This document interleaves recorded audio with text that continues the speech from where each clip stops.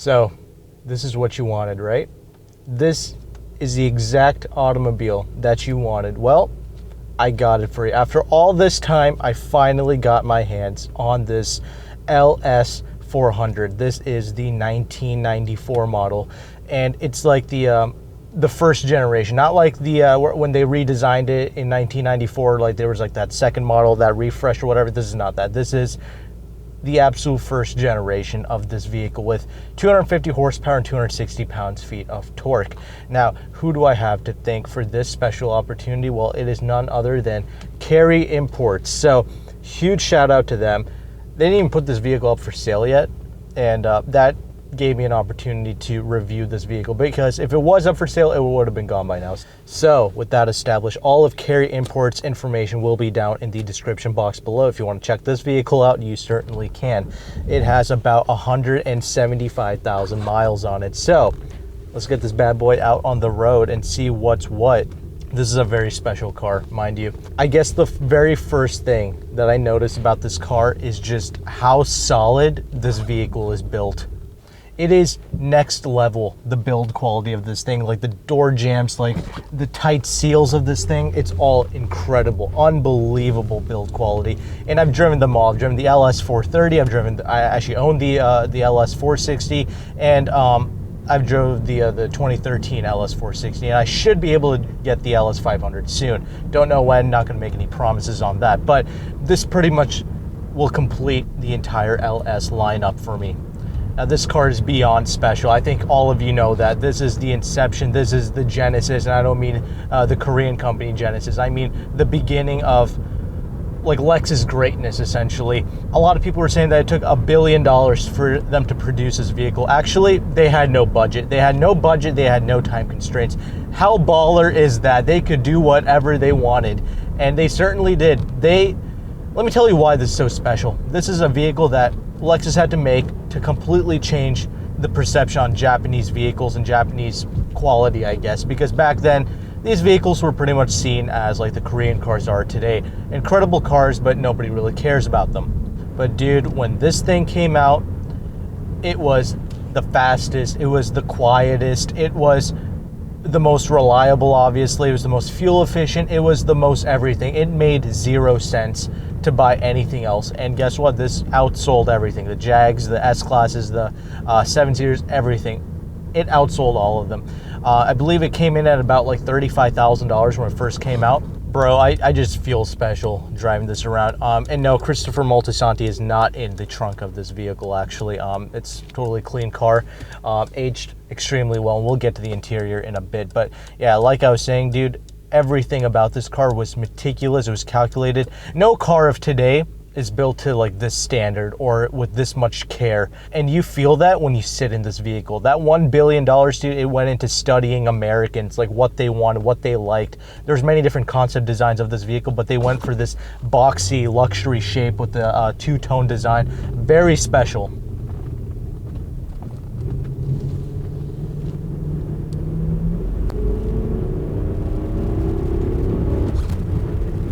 It's not fast, but you appreciate the way the power comes on.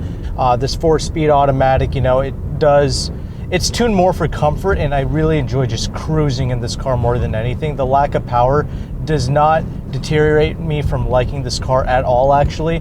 I actually just appreciate just cruising in it. For that reason, it's pretty effortless, but if you actually like punch it, it's not as super immediate as you might think. It's okay, but it doesn't, there's no real thrust to the speed, that's all. But I do like it as a whole. It's a great cruiser. $1 billion, they had to like, you know, meticulously figure out the correct like colored combinations, the interior combinations, like what worked best. Like they put 1.7 million miles on this thing, like test miles.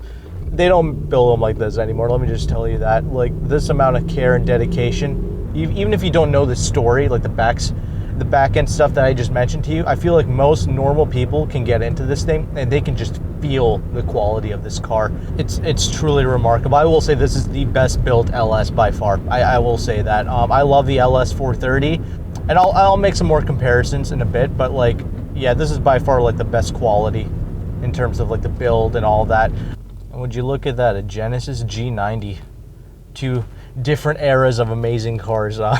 Anyway, I'm so happy driving this car. I can't believe it. I'm actually in this thing. But all right, back to this drive, right? So yes, it does use the 1UZ FE engine, 250 horses and 260 pounds-feet of torque, but it's not about that. I was saying that the LS430 was actually the smoothest engine I've ever experienced.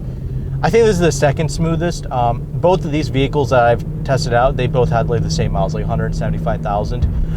Very smooth power delivery on this thing. And you know what? The handling on this thing is not sloppy. You would probably think that this is a boat, and yet it has boat-like characteristics. Like, the funny thing is, like, this seat that I'm sitting in right now, it has like a mattress like spring-like quality to it. I don't know what it's trying to pull off, some type of like, you know, 1994 like zero gravity thing, but whatever it is, it feels unique. I guess, you know, I'm going over some of this, like, you know, rougher bumps and stuff, and it's like supposed to like keep you in check, I guess, to help you like not feel the bumps. It's a very unique seat, actually. I'm not the biggest fan of the seat position, though. I wish it sat a little bit lower, but dude, it's a luxury car. It is what it is. But this thing with the 16-inch wheels, you know, it's 16-inch wheels. It looks amazing on this car. You know what I'm saying? All the cars back then had a ton of rubber on the vehicle, and you know what? Because of that, it's soaking up the bumps extremely well. You know, I guess like you could say there's a bit of play in the steering, but I don't mind it. I don't really care. It still handles really well. Some would call it mushy or whatever. I don't, dude. This is really stupendous, actually. This is the 430, by far my favorites, dude. I love driving this thing. Very special, super quiet. It is definitely a bank vault in here, no questions asked. I'm not sure if this particular one has the this very special air suspension that they worked on. I'm not sure, but what I can tell you is it rides so good. I can't believe like just how effortlessly I can whip this vehicle. I believe it was about like 195 inches long. So actually, in terms of today's length and size, it's actually about the same size as like a mid-size sedan. It's not like a super huge vehicle, but obviously at the time this was massive. These were like the big bodies of the time, right? But dude, this thing was put into like a wind tunnel. It was one of the most aerodynamic cars out there, like 0.29 coefficient of drag. All that aids in just like the quietness of it and just the way it just cuts through the air. You wouldn't really think it, like looking at it just looks like a box, but like I think it looks elegant. I think it looks clean.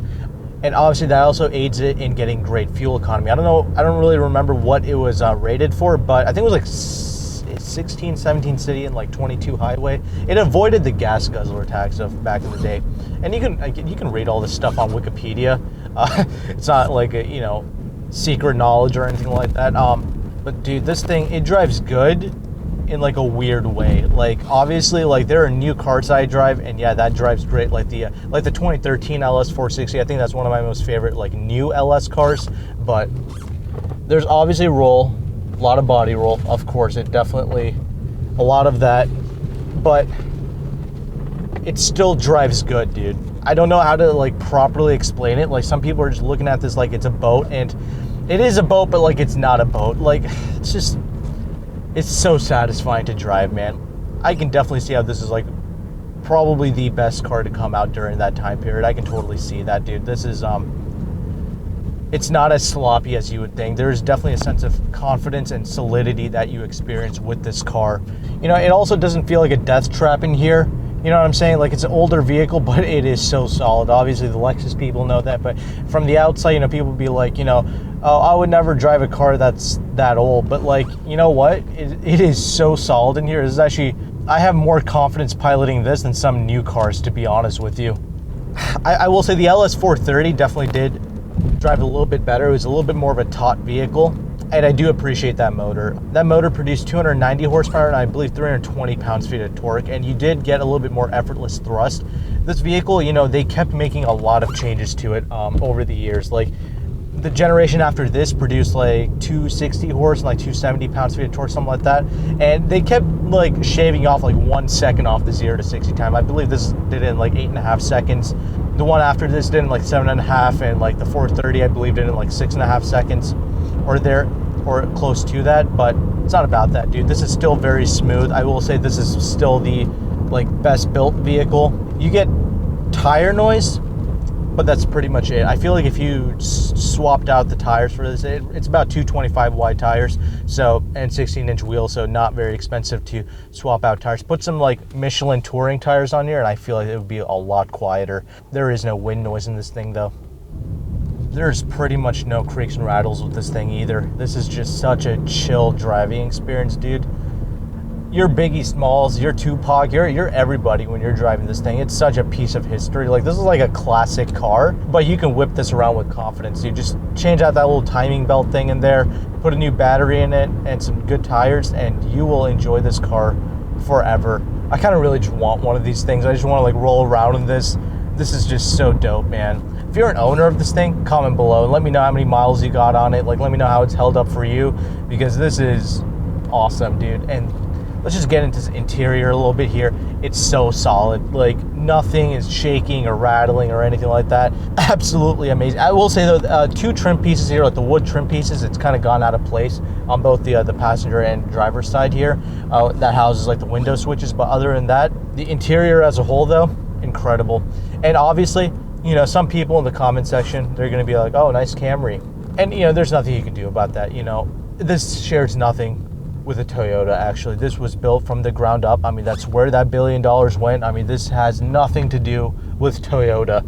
They just use Toyota money, essentially. But this is so rock solid and different. Obviously, it's rear-wheel drive and all that. Double wishbone suspension up front. It's very special. But yeah, let's just get into that interior. Sorry about that. Obviously not a lot going on. It's 1994. There's no crazy, wicked technology or anything like that. It does have one touch up and down windows just for the driver's side. It doesn't go up though. One touch up, just one touch down. Sorry about that. The rest of them is just regular window switches.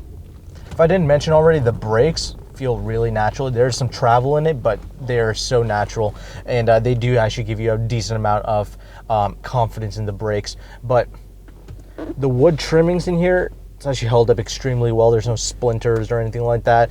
This steering wheel has held up extremely well. The seats do have some like cracks and stuff in it, but dude, I can definitely forgive that for 175,000 miles.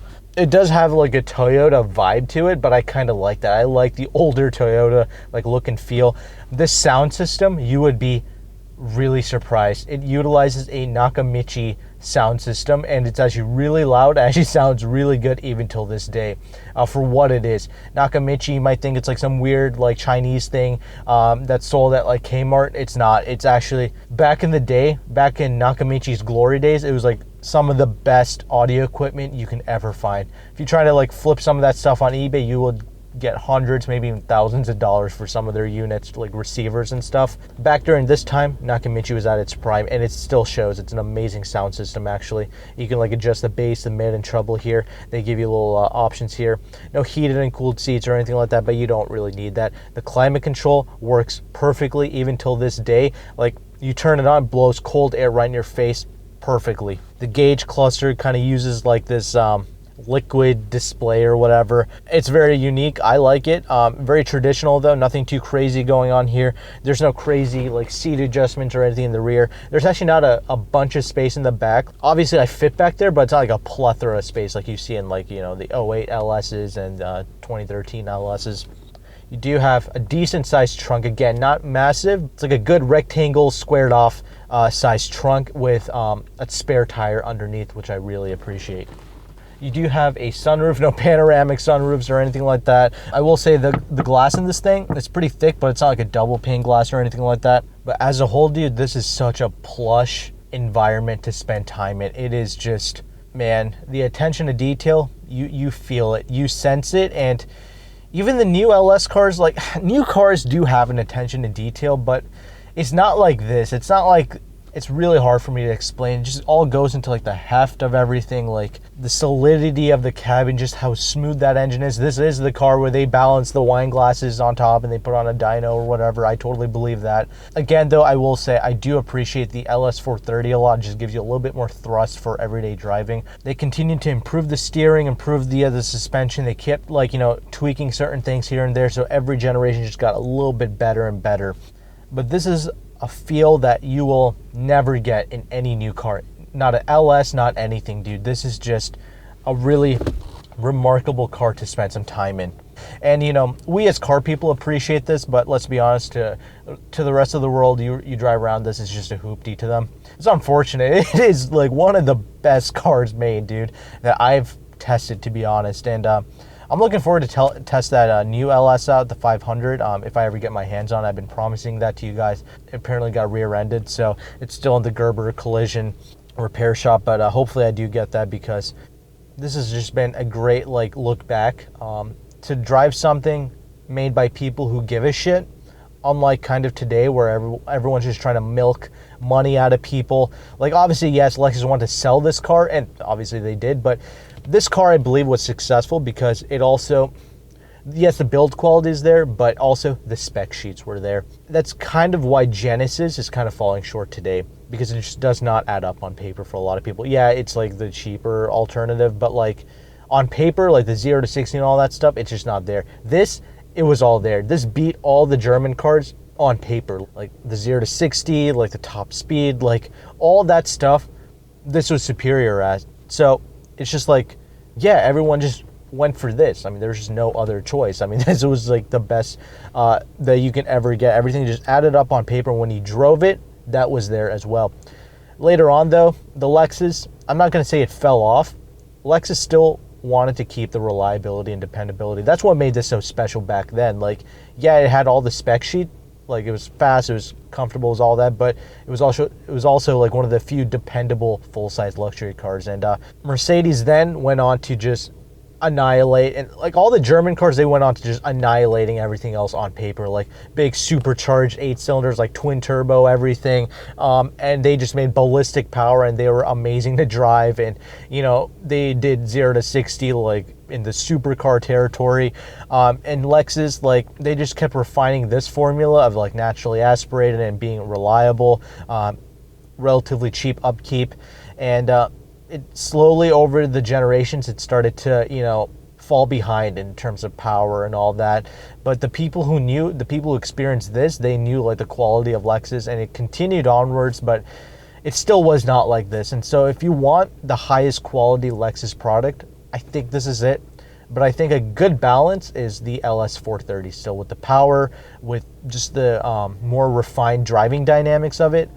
I still think that's a very good pickup. Like, if you find one like with low miles, like 40, 50K miles on it, that would be an amazing vehicle to own. But so is this. This is definitely one to check out. Again, I'm going to leave all the Cary Imports information down in the description box below. But that pretty much does it for this review, man. Thank you very much for watching. Take care and goodbye.